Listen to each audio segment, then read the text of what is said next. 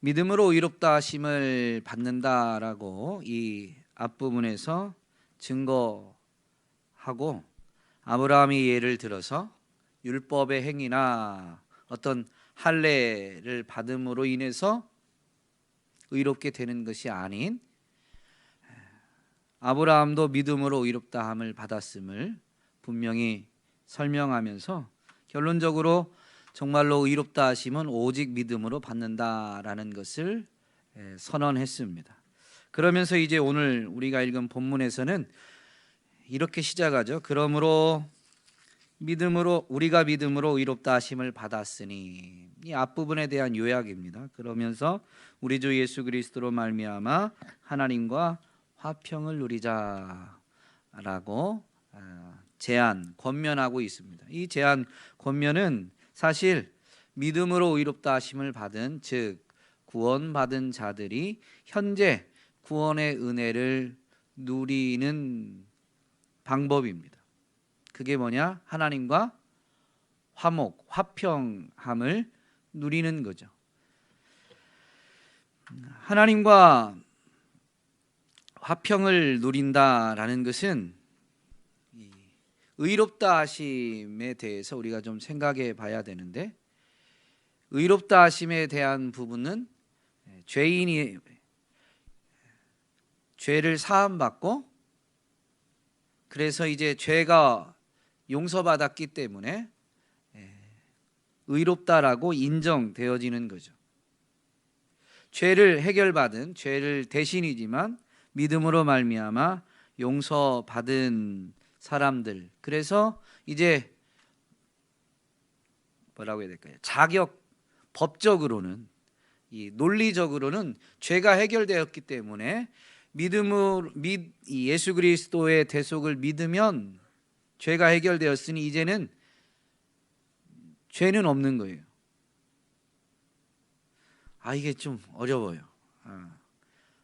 무슨 말인지 이해되세요?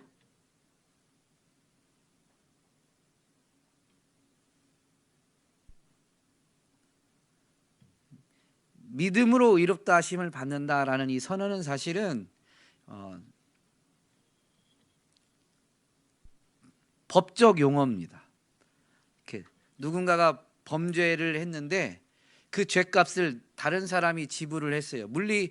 물질적인 피해를 입혔으면 물질적인 원금과 보상까지 다 갚아버리면 그 사람은 이제 죄가 있어요, 없어요? 죄가 없는 거죠. 예수님의 대속 때문에 사실 우리가 죄인이지만 죄의 값을 예수님이 다 지불하셨으니 우리가 죄가 용서받은, 그래서 죄가 없는 의로운 사람이 된 거예요. 그런데 우리 자체가 완벽하게 의로워진 게 아니라 예수님의 대속 때문에 죄값이 지불되어서 죄가 해결되어서 하나님이 우리를 보실 때 의롭다라고 인정해 주시는 거죠. 그래서 하나님이 의롭다라고 여기신다, 우리가 의로워졌다라는 표현이 아니라 의롭다 하심을 믿음으로 받았다라는 표현을 로마서에서 하고 있습니다. 원래 하나님이 사람을 만드실 때 함께 하기 위해서, 하나님과 교제하기 위해서 만들었습니다. 창조하셨습니다. 근데 사람이 하나님을 거절하고 하나님과 함께 하기보다는 자기가 하나님이 되려고 했죠. 그게 타락입니다.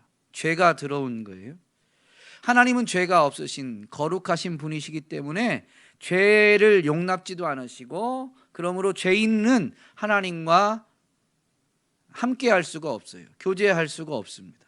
그런데 이제 의롭다 하심을 받았으니 하나님과 함께 할 수 있는, 즉 오늘 본문에 있는 용어대로 하면 하나님과 화평할 수 있는 자격을 갖춘 거예요. 자격이 갖추어졌으니 이제 그 화평을 어떻게 하자? 누리자라는 의미입니다. 사실 이 부분을 곰곰이 생각해 보면 예수 그리스도를 통해서 우리의 죄를 해결하도록 하신 분이 누구시죠? 하나님이시죠. 너무 어렵게 생각하지 마세요. 그리고 예수 그리스도의 대속을 믿는 자들은, 이제 우리 믿는 자들에게는 죄가 예수님이 해결해 주신 그 은혜 때문에 해결되었고, 너는 이제 의롭다라고 인정해 주시는, 선언해 주시는 분이 또 누구시죠? 하나님이십니다. 그러니까 죄도 하나님이, 물론 예수 그리스도가 해결하셨지만 그 모든 일을 이루신 분이 하나님이시란 말이에요. 그래서 죄도 하나님이 해결해 주시고 죄인인 우리를 의롭다라고 인정해 주시는 분도 하나님이십니다. 그러므로 인해서 이 의롭다 하심을 인정받은 것이 하나님과 함께 할 수 있는 자격, 하나님과 오늘 본문에 있는 용어대로 하면 화평할 수 있는 자격을 갖춘 것이죠. 그러므로 엄밀히 말하면 하나님과 함께 할 수 있는, 하나님과 화평할 수 있는 자격을 누가 주시는 거예요? 하나님이 주시는 거예요. 처음 창조 때부터 하나님이 이걸 원하셨고, 그래서 그렇게 창조하셨지만 사람이 실패한 겁니다. 하나님과 함께하는 삶, 하나님과 화평을 누리는 삶을 사람이 실패한 거예요. 그런데 하나님은 사람이 실패해도 하나님의 뜻을 온전히 이루어 가신 거죠. 그게 이 구원 사건, 이신칭의 믿음으로 의롭다 하심을 받게 되는 이 원리입니다. 예수님을 이 땅에 보내시고자 하신 분도 하나님이시고, 예수 그리스도를 통해서 사람의 죄 문제를 해결하신 분도 하나님이시고, 예수님을 믿는 자들을 그래서 죄 사해 주시고 의롭다라고 인정해 주시는 분도 하나님이시니, 하나님과 화평할 수 있는, 하나님과 함께 할 수 있는 자격을 하나님이 주시는데, 그것을 자기 마음대로 임의대로 하는 게 아니라 공의로우신 하나님이시기 때문에 그 공의, 죄가 있다면 반드시 죄의 값을 지불해야 된다라는 이 공의를 깨트리지 않고 하나님께서 그 뜻을 이루기 위해서 그리스도의 대속적 죽음을 계획하신 겁니다. 그리고 그 일을 이루신 거죠. 그러므로 이 믿음으로 의롭다 하심을 얻은 사람들은 이 일을 하나님이 원하신다라는 걸 분명히 알고, 이제 나 자유 얻었네가 아니라요, 그래서 정말로 믿음으로 의롭다 하심을 받으면 나는 이제 의롭게 되었네, 거기에 초점이 있는 게 아니에요. 이 일을 하나님이 계획하시고 친히 행하시고 이루시고 지금 그것을 내게 적용시켜 주시는 것까지도 하나님이 하시는 거죠. 그래서 그것을 깨달으면, 믿음으로 그걸 깨달으면 어떻게 되겠습니까? 어떻게 해야 되겠습니까? 본문에 있는 용어대로 하면 하나님과 화평을 누려야 되는 거예요. 즉 하나님과 함께 하려고 하는, 하나님께 가까이 가려고 하는, 그래서 하나님과의 친밀함, 화목함, 화평함을 누리고자 애를 쓰는 거예요. 하나님이 그렇게 원하셨고, 이것을 위해서 하나님은 친히 이 땅에 오셔서 자기 생명을 내어주는 희생을 치르셨으니, 거저받은 우리 입장에서는 어떻게 해야 될까요?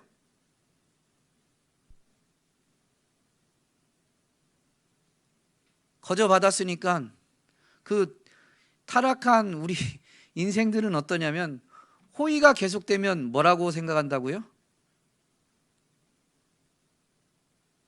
네?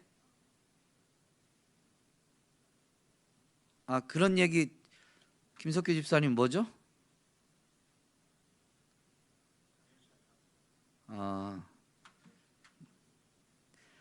지난주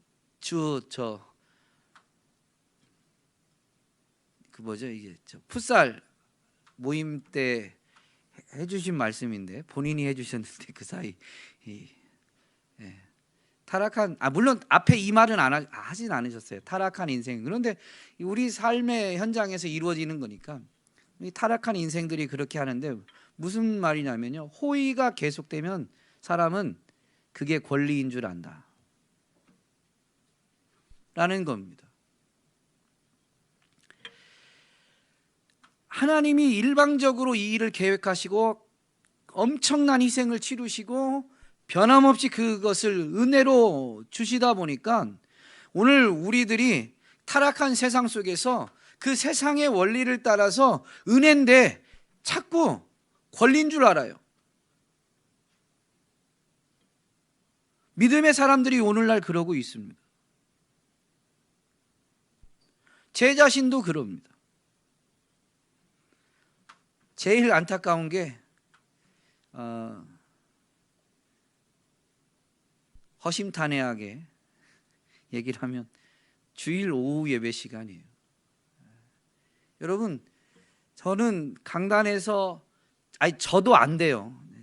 여러분 누구를 말하는 게 아니에요. 제 자신이 그래요. 제가 목사가 아니었으면 저도 똑같겠다라는 건 제가 더 심했을 거예요. 그런데 어쨌든 목회자이다 보니까 억지로 자리를 지키는 면이 없진 않지만 그럼에도 불구하고 예배는 제가 강단에서 반복해서 선포하는 것처럼 분명히 은혜고 특권입니다. 은혜고 특권입니다. 네. 그런데 이게 하나님께 나와 하나님을 예배하고 그 하나님과 함께하는 것을 직접 공동체를 통해서 확인하고 누릴 수 있게 해주시는 거거든요. 예배 자리에 와서 주일이 왜 복된 날이냐면 우리와 하나님이 함께 하신다라는 것을 이 육을 가진 연약함, 육의 한계에도 불구하고 직접 확인할 수 있게 해주시는 것입니다. 그게 교회 주의 이름으로 모여서 예배하는 거예요. 그런데 이게 이제 언제부턴가 우리 개인적으로 봐도 저를 봐도 제가 인격적으로 예수님을 체험했을 때에는요 정말로 예배 드리는 게 감격이고 특권이에요. 말릴 수가 없어요. 막 내가 예배 시간을 찾아가는데 여러분 그 주님을 인격적으로 체험했을 때 여러분은 어떠셨어요? 옛날이요. 기억이 안 나십니까? 예배 시간에 늦게 가는 경우가 없습니다. 결혼을 하고 저희 집도 아이들이 넷이다 보니까 예전에 제가 이제 조금 더 어리고 뭐라고 해야 될까요? 어쨌든 아내한테는 그때는 지금 생각하면 미안하지만 그때는 제가 잘하는 건 줄 알았어요. 애들을 이렇게 깨우고 챙기고 애들도 같이 예배에 데려가려면 애들이 이제 많으니까 아내가 다 본인 뭐라고 해야 될까요? 씻고 또 가족들 먹이고 그거 치우고 애들 옷 입히고 사실 지금 생각해 보면 아내가 일이 너무 많은데 저는 목사니까 주일을 준비하고 제가 해야 될 일만 한 거예요. 집에서도 마치 교회에서 할 일을 집에서도 준비하는 것인 양 하면서 저는 이제 당연히 하고 아내는 이제 그렇게 주일 아침을 분주하게 보내는데 그러다 보니까 제가 목사니까 조금 더 일찍 가야 되고 그래서 집에서 몇 시에는 가야 되겠다라고 말한 시간에 비해서 아내는 항상 어떨까요? 미리 준비하고 마치고 있을까요? 늦을까요? 늦어요. 네. 그러면 제가 어떻게 해요? 저의 민낯을 다 보신 것처럼 대답을 잘 하시네요. 막 투덜대고 짜증을 부려요. 아니 그러면 미리미리 도와주고 그러면 되는데 참 요즘은 조금 합니다. 조금. 요즘은. 근데 어쨌든 전에는 아내가 그런 것에 대해서 매우 못마땅하게 생각하고 막 뭐라고 했어요.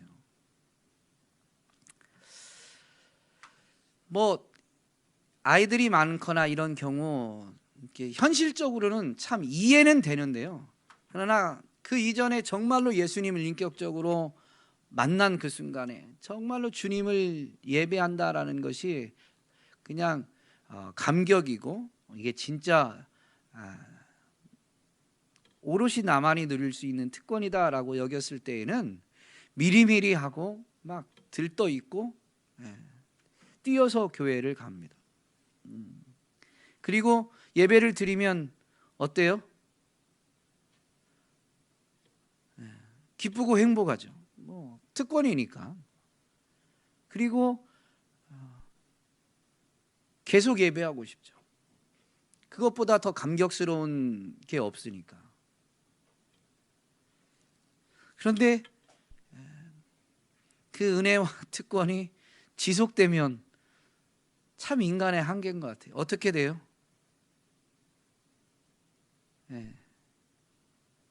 감격은, 기쁨은 사그라들고 해야 되는 의무감만 남게 됩니다.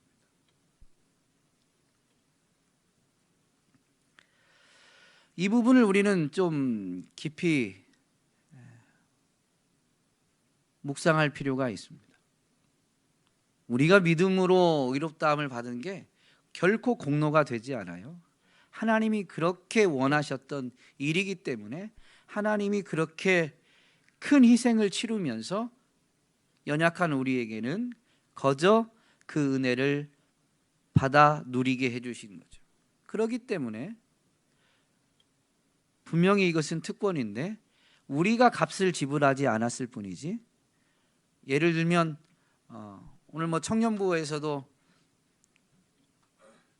청년부 안에 결혼한 분이 있습니다. 그래서 얘기를 들어보니까 생일을 맞아서 부부가 서울까지 가서 연극을 보고 왔다고 하더라고요. 그러면 어떤 이 연극이든 뮤지컬이든 뭐 본다라고 하면 이 특권이다.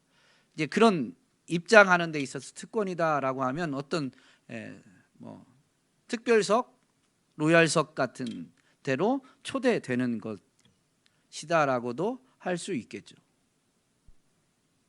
그러면 그렇게 초대되어진다라고 한다면 여러분은 어떠실 것 같으세요? 쉽지 않은, 물론 진짜 얘가 적절치 않은 것 같습니다. 연극이나 뮤지컬을 안 좋아하면 아무리 특별석을 갖다 줘도 이런 거 갖다 줬나 그럴 수도 있을 것 같아요. 그런데 정말로 그것을 원하고 바랬다면 이것은 주체할 수 없는, 사그라들 수 없는, 이미 받은 순간부터, 그거를 관람하기 전이라 할지라도 받은 순간부터 기쁨이고, 받은 그것을 관람한 후에는요, 다 봤으니까 끝나요? 어떻게 돼요? 여운이 있죠. 진한 여운이. 어쩌면 그 받은 게 크다라고 여기면 여길수록 여운이 훨씬 더 오래가게 되어 있습니다. 하나님이 치른 값을 우리는 묵상해야 그 예배의 감격이 온전히 회복되고, 그리고 예배에 드린 감격, 그 기쁨이, 그 여운이 훨씬 오래가서 어떻게 되냐면 삶의 모든 자리에서도 예배자로서, 즉 오늘 본문에 있는 용어대로 굳이 표현을 하자면 하나님과의 화평을 예배당 예배의 자리에서만이 아니라 삶의 모든 자리에서 온전히 누려갈 수가 있게 되는 것이죠.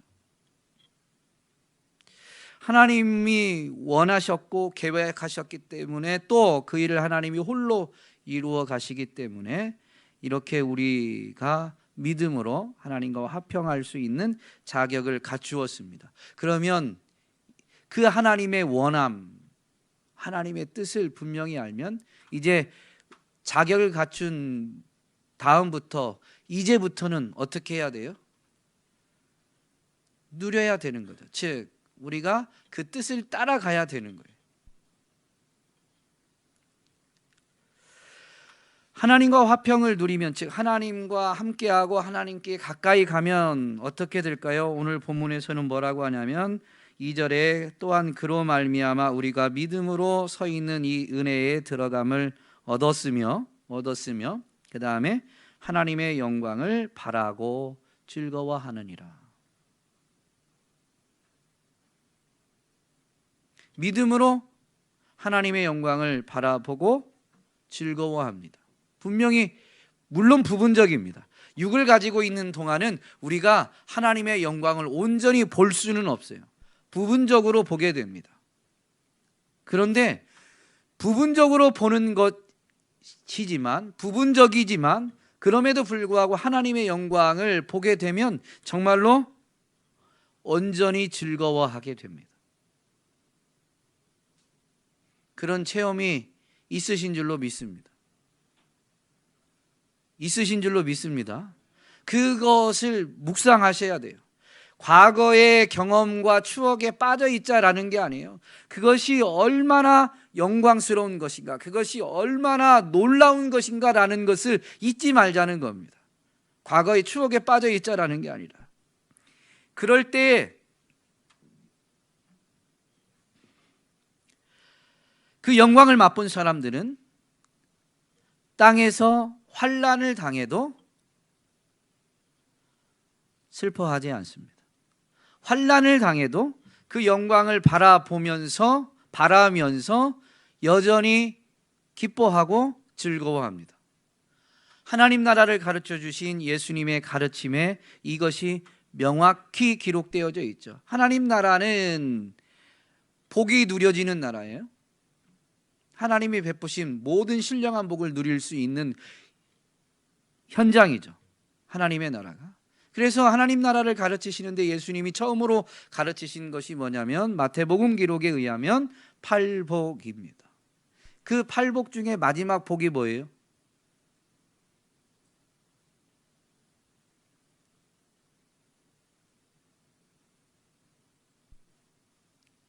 모르셔도 됩니다. 그런데 마태복음 5장에 있다라는 건 아셔야, 그걸 못 외워도 한 번은 찾아볼 수 있죠. 마태복음 5장에 가면 팔복이 쭉 나오는데 10절에 보면 의를 위하여 박해를 받는 자는 복이 있나니, 의를 위하여, 이 의가 뭐라고 그랬죠? 하나님과 함께 할 수 있는 자격, 하나님과 화평할 수 있는 자격, 예수 그리스도를 믿음으로 하나님이 우리에게 거저 주신 자격입니다. 의를 위하여 박해를 받은 자는 복이 있나니 천국이 그들의 것임이라. 즉, 그 자격을 잃어버리지 않고 그 자격을 가지고 하나님과 계속 함께 하기 위해서 박해를 받는 거예요. 이걸 포기하지 않기 위해서 박해를 받는 거예요. 그게 의를 위하여 박해를 받는 것입니다. 의를 위하여 박해를 받는 자는 복이 있나니 천국이 그들의 것임이라 라고 하면서 이 부분에 대해서는 이어서 설명을 덧붙여 주시는데, 나로 말미암아 너희를 욕하고 박해하고 거짓으로 너희를 거슬러 모든 악한 말을 할 때에는 너희에게 복이 있나니 기뻐하고 즐거워하라. 하늘에서 너희의 상이 큽니다. 복이 있다, 천국이 그들의 것이다 라고 선언을 해 주셨지만, 이게 사실상 육을 가진 사람들, 육의 이 한계와 연약함을 가진 사람의 편에서는 쉽지는 않은 거예요. 그래서 주님은 설명을 덧붙이시되 명령으로 이렇게 덧붙이시죠. 이렇게 욕하고 박해하고 악한 말을 할 때 복이 있으니까 기뻐하고 즐거워하라 라는 것입니다. 그런 순간에도, 환난의 순간에도 기뻐하고 즐거워할 수 있는 것은 우리에게 주어진 특권입니다. 그러나 이것이 저절로 되지는 않아요. 그래서 주님은 분명히 기뻐하고 즐거워하라 라는 명령으로 우리에게 의무조항으로 주신 것이 아니라 명령으로 정말로 이미 받은 특권을 온전히 누리도록 가르쳐 주시는 것이죠. 사실 성도가 이 땅에 살면서 복을 받은 자들이지만 땅에서 보면 어려움을, 환난을 겪을 때가 참 많이 있습니다.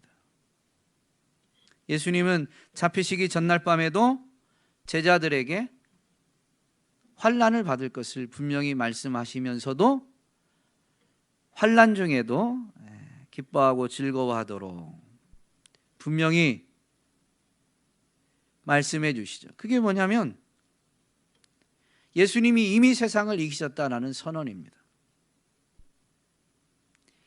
너희가 환난을 당하나 담대하라, 내가 세상을 이기었노라. 제자들에게 환난이 없는 게 아니고 환난을 없이 해준다라는 게 아니에요. 제자들은 땅에 있다면 하나님을 외면하는, 거절하는, 반역하는 그 땅에서는 하나님을 따른다라는 것이, 하나님과 함께한다라는 것이 결코 쉬운 일은 아닙니다.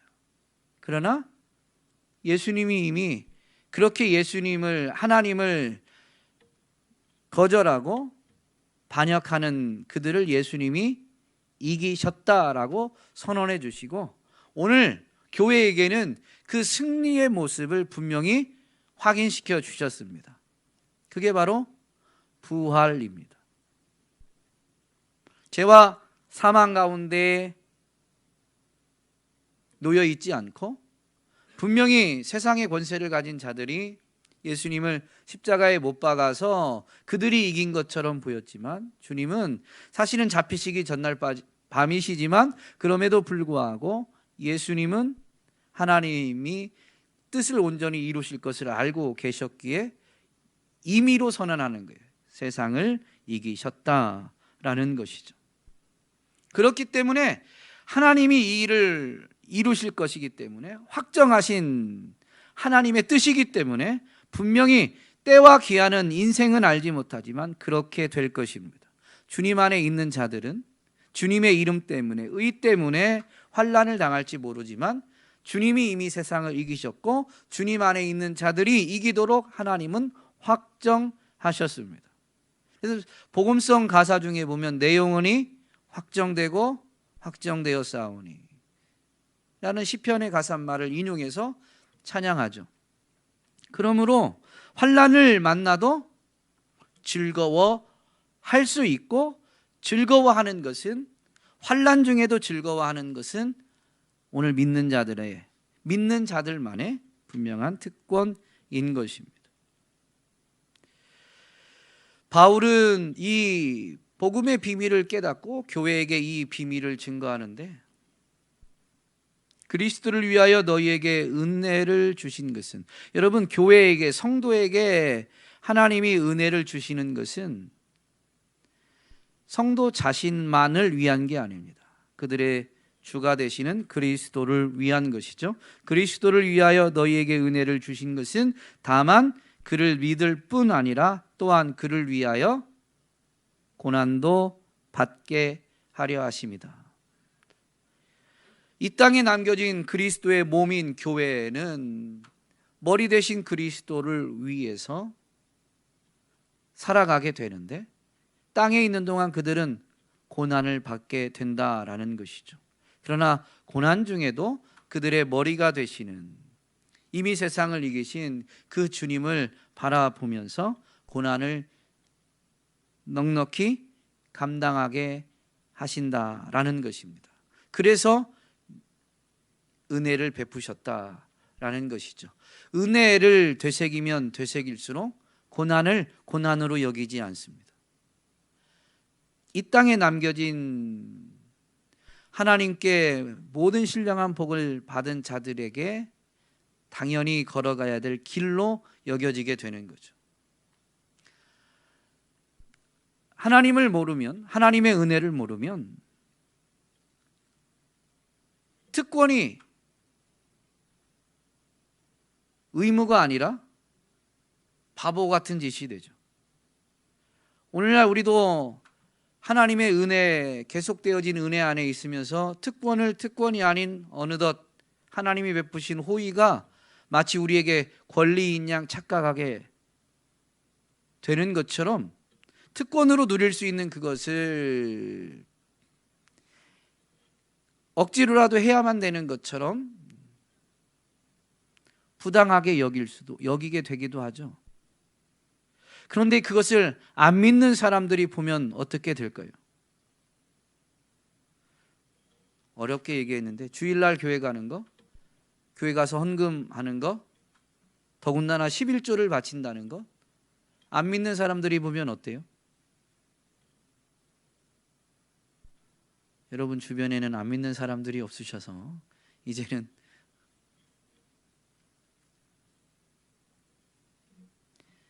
너무 바보 같고 어리석은 짓이라고 합니다. 그런데 그런 소리를 들으면서도 변함없이 이것을 한다는 것, 그런 소리가 크면 클수록 그 소리에 연연하지 않고 끝까지 이 일을 한다는 것은 사실 쉽지 않은 것입니다. 그것 자체도 고난입니다. 더군다나 그런 사람들에게, 나를 비웃고 조롱하는 사람들에게 복음을 전하기 위해서 그리스도의 마음, 그리스도의 사랑을 가지고 그들을 선대하고 복음의 빛이 비추이도록 그들에게 내게 있는 것을 베풀고 나누면서 섬기는 것은 더더욱 쉽지 않은 일입니다. 사실 그래서 이 모든 일들은 결국은 주를 위해 받는 고난과 같은 것이죠. 그런데 은혜를 알면 알수록 그런 일들이 고난이라고 여겨지나요? 아니면 이 땅에 남겨진 내가 마땅히 해야 될 일이라고 여겨지나요?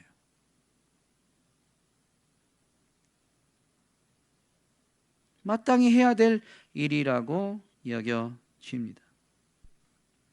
그래서 은혜를 아는 만큼 성도는 환난 중에도, 환난을 억지로 자기가 만들어내는 건 아니지만 환난 중에도, 고난 중에도 즐거워하게 됩니다. 그런 그 고난의 시간 동안은 어떻게 해요? 인내하는 거죠. 그 인내가 단련된 인격, 즉 그리스도를 닮은 인격을 낳게 됩니다. 그러면 그리스도를 점점 닮을수록 뭐가 생길까요? 오늘 본문에 있을 거 아니겠습니까? 우리가 그리스도를 닮아갈수록 뭐가 생길까요? 여러분 뭐가 생기세요? 내가 이만큼 그리스도를 닮았으니, 전보다 조금 더 닮았으니 이제 하나님이 나한테 전보다 더 복을 주시겠구나, 그런 생각이 드세요? 아니면 다른 생각이 드세요?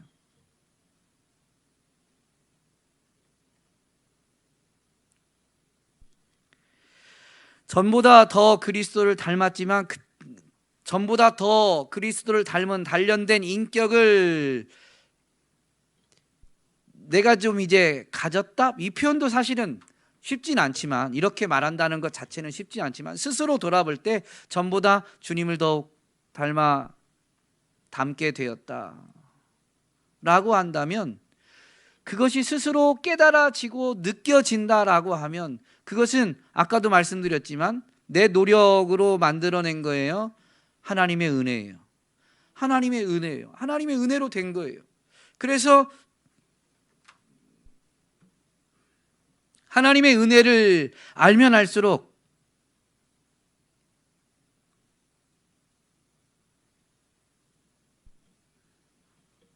뭐를 원할까요?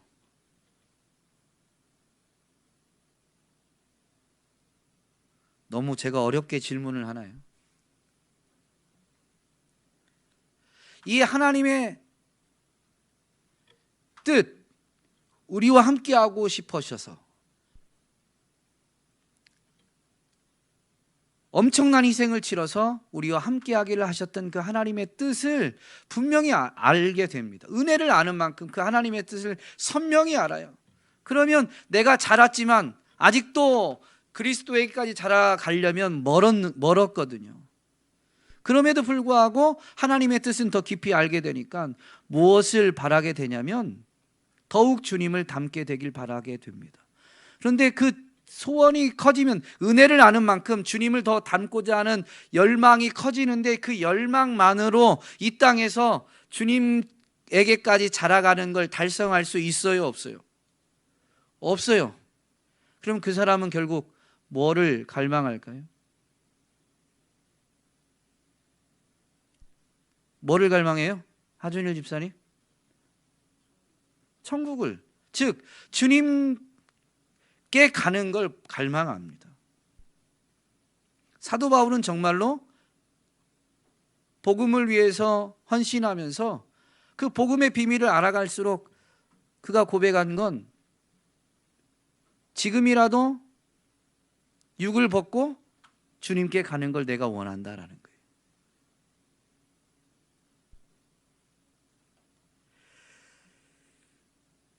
의롭다 하심을 받은 그게 하나님의 전적인 희생과 그래서 그 하나님이 베푸시는 은혜로 말미암아 내가 하나님과 함께하는, 하나님과 화목할 수 있는 자격을 얻었음을 아는 사람들은 이제 하나님과 화평을 누리고자 하게 되죠. 그런데 땅에서 아무리 노력하고 노력해도 하나님과의 화평을 누림이 하나님이 원하시는 만큼 되는 때는 언제예요? 천국이죠. 우리가 노력한다고 되는 게 아니다라는 겁니다. 그래서 천국을 사모하는 거예요.